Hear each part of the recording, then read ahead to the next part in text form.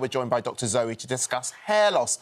Now, it's something that affects more than 6 million men and 8 million women here in the UK every year. Yes, however, now thanks to a new wonder tablet, severe hair loss caused by autoimmune disease can be treated, which is brilliant news. We're joined by Dr. Zoe now to tell us more.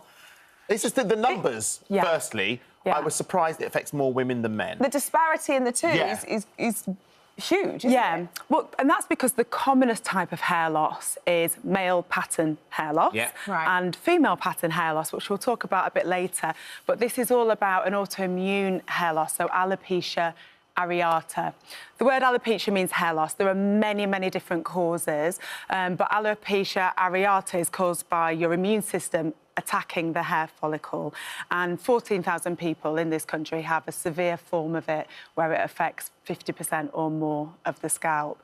And there's been a breakthrough, a new treatment, which is wonderful news for people who are affected by this. Is it something that's alopecia that doctors and researchers have always been looking to try and find a cure, try and find something that really helps? Is that something that's always been ongoing for a long time? Yeah, and up until now, for the severe form of alopecia areata, there hasn't been a safe, effective treatment that's been available in the NHS. So it's a massive breakthrough. So there's this new drug. It's called ritlecitinib.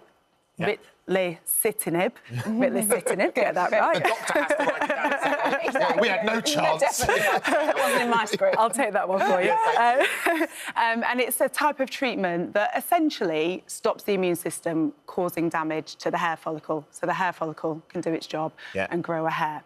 OK. Brilliant. So what would make, in terms of alopecia, is it something you're born with or something you could develop? What would, I know you've sort of broken down what it is, but what would trigger a person getting alopecia?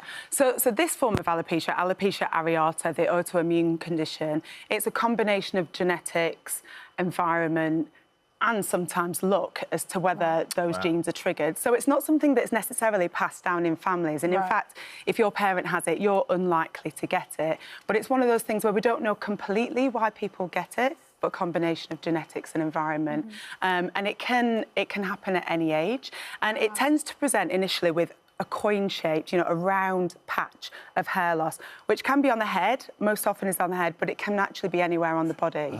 Some people have a very severe form called alopecia areata totalis, so it affects the whole scalp. And some people have universalis, which covers the whole body, so eyelashes, eyebrows, all of the hair is gone. So this study found that actually in people with severe alopecia areata, more than 40% after 12 months had a lot of regrowth of hair, which was now covering 80% or more of the head. So it's been approved by NICE. So that would mean that people with this condition for months and years, there's been no treatment, and in some trusts, that's meant that people haven't even been able to be referred to a specialist because there's no treatment.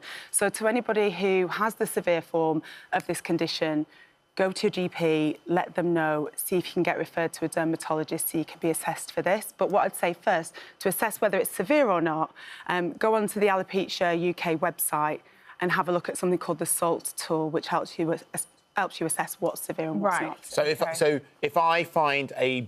And will it always be a completely bald patch? It won't be that the hair's got shorter. It will be a bald patch because the follicles aren't working anymore. And that could be on my head, but it could be on my arm or anything. It's harder to know if it's anywhere other than harder to see it as visibly. Yes, and if you don't notice it, then it's not so much of an issue. But if you are getting a patch that's noticeable and it's bothering you, I think for many people dismiss this as a condition that's cosmetic, but it's not just cosmetic. It's damaging to people's health, psychological health, social health. But also, if you lose the nose in your hair, the hairs in your nose, for example, they have a very important role. They warm the air, they prevent infection. As all of our hairs have a purpose. So, our eyebrows stop sweat getting into the eyes. Our eyelashes protect our eyes from foreign bodies. So, it has psychological, social and physical impacts on people.